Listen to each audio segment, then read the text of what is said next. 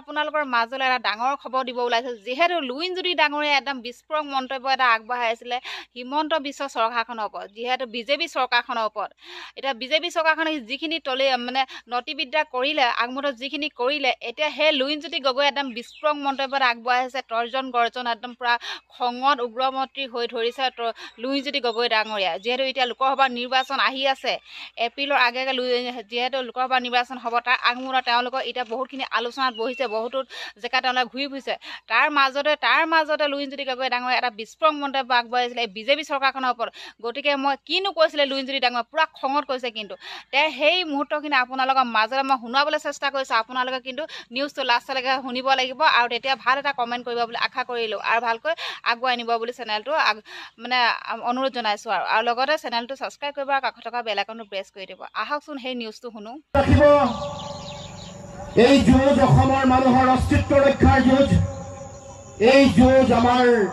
ভাষা কৃষ্টি সংস্কৃতি ৰক্ষাৰ যুঁজ এই যুঁজ অসমীয়া মানুহৰ স্বাধিকাৰ ৰক্ষাৰ যুঁজ এই যুঁজ অসমৰ মানুহৰ ৰাজনৈতিক অধিকাৰ ৰক্ষা কৰাৰ যুঁজ আৰু সেইকাৰণে অসমৰ জনগণে কা বিৰোধী গণ আন্দোলনৰ কাৰণে সকলোৱে ৰাজপথলৈ ওলাই অহাটো সময়ৰ দাবী সময়ৰ প্ৰয়োজনীয়তা এই কথা ৰাইজে উপলব্ধি কৰা দৰকাৰ দিল্লীয়ে অসমৰ মানুহৰ মৰ্ম বেদনা নুবুজে 5 জন মানুহে তেজ দিয়াৰ পাছতো দিল্লীয়ে উপলব্ধি নকৰিলে যে কাৰ প্ৰয়োগৰ ফলত অসমৰ মাটিলৈ কেনেকুৱা ভয়াৱহতা আহিব জাতীয় কৃষ্টি সংস্কৃতিলৈ কেনেকুৱা ভয়াৱহতা আহিব খিলঞ্জীয়া মানুহৰ মাটি বেটি এইবোৰ কেনেকৈ অবৈধ বিদেশে লৈ যাব এই কথা দিল্লীয়ে উপলব্ধি কৰা নাই নৰেন্দ্ৰ মোদী ডাঙৰীয়াই উপলব্ধি কৰা নাই 16 মেৰ পিছত বিদেশী তালি টোপোলা বান্ধি অসমৰ পৰা যাব লাগিব বুলি কোৱাৰ পাছত কা জাপি দি বাংলাদেশৰ পৰা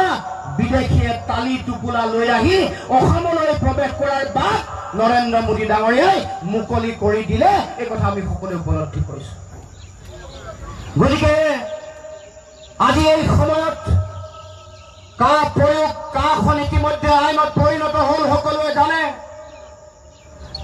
বিভিন্ন সময়ত যেতিয়াই নিৰ্বাচন আহে যিকেইখন ৰাজ্যত আটাইতকৈ কা জাপি দিয়াৰ ফলত সেই সমাজ বা সেই অঞ্চলৰ মানুহৰ প্ৰতি ভয়াৱহতা নামি আহিছে সেই ৰাজ্যসমূহত নিৰ্বাচন অহাৰ লগে লগে বা বিভিন্ন ৰাজ্যৰ সময়ত তেওঁলোকে মেৰুকৰণৰ অস্ত্ৰ হিচাপে কাক ব্যৱহাৰ কৰি আহিছে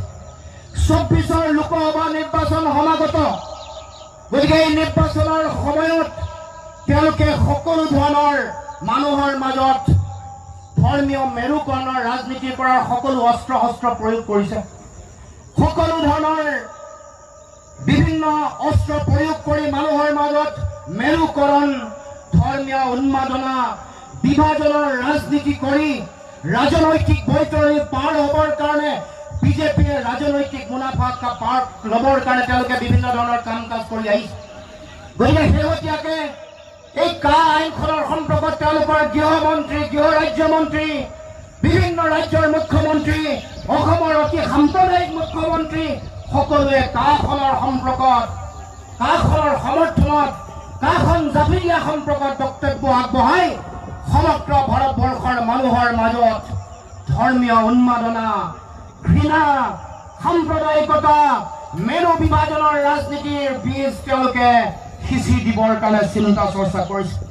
গতিকে ৰাইজে অসমৰ ৰাইজে সৰ্বতোপ্ৰকাৰে সেই চিন্তা সেই পৰিকল্পনাত বাধা দিবৰ কাৰণে সকলোৱে সাজু হ'ব লাগিব আৰু মনত ৰাখিব ৰাইজ এইবাৰ 24ৰ নিৰ্বাচনেই হ'ব আমাৰ শেষ পৰীক্ষা শেষ আমাৰ জাতীয় সংগ্ৰাম শেষ শৰাইঘাটৰ সংগ্ৰাম এই কথা সকলোৱে মনত ৰাখিব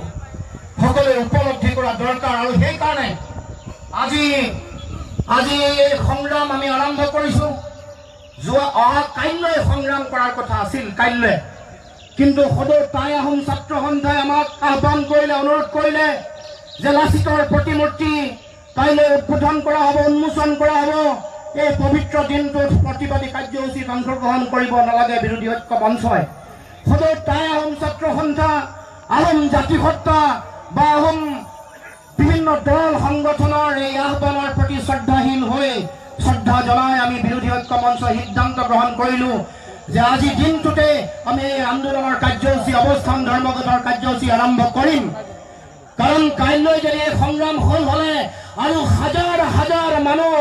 এই সংগ্ৰামৰ থলীত তেওঁলোক সমবেত হৈ তাৰ বিৰুদ্ধে প্ৰতিবাদ কৰিলে হ'লে, গতিকে আমি এদিন আগুৱাই এই কাৰ্যসূচীত আমি অংশগ্ৰহণ কৰিব লগা হৈছে। কিন্তু মই আজি এই আন্দোলনৰ আৰম্ভণিৰ এই দিনটোত মই সমগ্ৰ অসমবাসী ৰাইজৰ প্ৰতি আহ্বান জনাইছোঁ। গাঁৱে ভূঞে চহৰে নগৰে পাহাৰে ভৈয়ামে সিঁচৰিত হৈ থকা বিভিন্ন জাতি জনগোষ্ঠী ভূমিপুত্ৰ খিলঞ্জীয়া অসমীয়া মানুহ সকলো মানুহকে একেলগে একত্ৰিত হৈ আগবাঢ়ি এই জাতীয় সংগ্ৰামত পৰৱৰ্তী দিনসমূহত যাতে তেওঁলোকে অংশগ্ৰহণ কৰে। অসমৰ প্ৰতিটো জাতীয় জনগোষ্ঠীয় দল সংগঠন বুদ্ধিজীৱী শিক্ষক শ্ৰমিক কৃষক সকলো শ্ৰেণীৰ ব্যৱসায়ী ক্ষুদ্ৰ ব্যৱসায়ী সকলোকে মই আহ্বান জনাইছোঁ এই জাতীয় সংগ্ৰামত যাতে সকলোৱে অংশগ্ৰহণ কৰে। প্ৰশ্ন হ'ব যে কোন আন্দোলনৰ এই সংগ্ৰামৰ সন্মুখত থাকিব, কোন পিছত থাকিব, এই প্ৰশ্নটো মানুহৰ মাজলৈ আহিব পাৰে বা সংগ্ৰামৰ এই বিভিন্ন জাতীয় জনগোষ্ঠীয় দল সংগঠনৰ সমূহৰ মনত থাকিব পাৰে। কিন্তু মই বিৰোধী ঐক্য মঞ্চ অসমৰ তৰফৰ পৰা স্পষ্ট কৰি দিব খুজিছোঁ, এই জাতীয় সংগ্ৰামৰ সন্মুখত কোন থাকিব, পিছত কোন থাকিব সেইটো বিচাৰ্য বিষয় নহয়। আমি জাতীয় ঐক্য মঞ্চই স্পষ্টভাৱে ক'ব খুজিছোঁ, আমি প্ৰয়োজন সাপেক্ষে জাতীয় জীৱনৰ সুৰক্ষিত ভৱিষ্যতৰ কাৰণে আৰম্ভ কৰা এইখন সংগ্ৰামত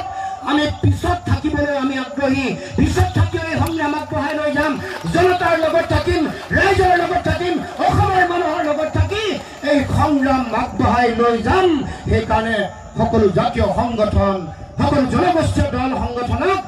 এই সংগ্ৰামত একেলগে একত্ৰিতভাৱে আগবঢ়াই লৈ যাবৰ কাৰণে আহ্বান জনাইছোঁ। সকলোৱে এই কৃষক বিদ্ৰোহ পাঞ্জাৱৰ বিদ্ৰোহৰ পাঞ্জাৱৰ এই আন্দোলনৰ আদৰ্শ যাতে সকলোৱে গ্ৰহণ কৰে তাৰ কাৰণে সকলোকে আহ্বান জনাইছোঁ। পুনৰ ক'ব কৈছোঁ, এই জাতীয় সংগ্ৰামৰ সন্মুখত কোন থাকিব, পিছত কোন থাকিব এইটো বিষয় নহয়। আমি বিৰোধী ঐক্য মঞ্চই এই গণ সংগ্ৰামত অসমৰ সংগ্ৰামী জনগণৰ কাষত থাকিম, লগত থাকিম, কান্ধত কান্ধ ধৰি আগবাঢ়ি যাম আৰু অসমৰ প্ৰতি কৰা যি প্ৰচণ্ড অন্যায় ইয়াৰ বিৰুদ্ধে আমি সংগ্ৰাম কৰিম আৰু এই সংগ্ৰাম অৱধাৰিত এই সংগ্ৰাম অতি শক্তিশালীৰ ওপৰত আগবাঢ়িব। অসমক জাপি দিয়াটো অসমৰ মানুহৰ প্ৰতি প্ৰচণ্ড অন্যায়, এই কথা সকলোৱে জানে। গণ আন্দোলনৰ সময়ত এই কথা ৰাইজে সকলোৱে একত্ৰিতভাৱে কৈছিল। ঐক্যবদ্ধ বিভিন্ন জাতি জনগোষ্ঠী ভাষা ভাষী সকলো ধৰ্মাৱলম্বী লোকে একেলগে কৈছিল যে অসমৰ প্ৰতি অন্যায় কৰা হৈছে। বিদেশী নাগৰিকৰ সমস্যাৰ ভয়াৱহতা ভাৰতবৰ্ষৰ আন কোনো ৰাজ্যৰ লগত তুলনা নহয়, আন কোনো ৰাজ্যৰ লগত মিলাব নোৱাৰি। বিদেশী নাগৰিকৰ সমস্যাৰ পটভূমিও দেশৰ আন ৰাজ্যৰ লগত একে নহয়, এই কথা নৰেন্দ্ৰ মোদী ডাঙৰীয়ে উপলব্ধি কৰা দৰকাৰ। বিজেপি চৰকাৰে দিল্লীত উপলব্ধি কৰা দৰকাৰ।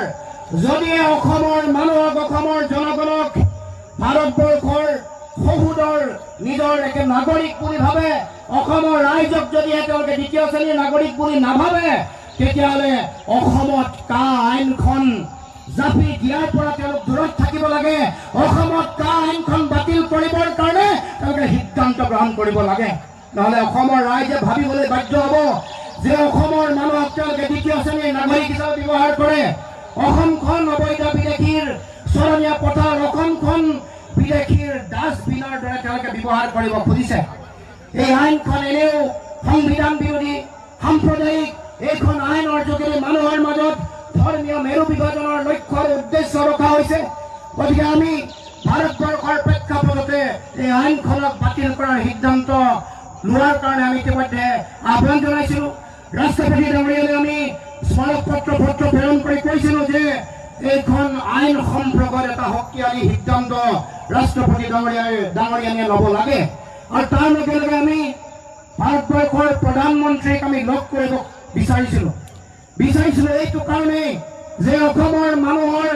মৰ্ম বেদনা যাতে অন্তত এবাৰলৈ হ'লেও বুজি পায়। আৰু আমি বিৰোধী ঐক্য মঞ্চ এই কথা পুংখানুপুংখভাৱে যুক্তিৰে আগবঢ়াবৰ কাৰণে আমি লগ কৰিবৰ কাৰণে আমি আহ্বান কৰিছিলোঁ বা বিচাৰিছোঁ।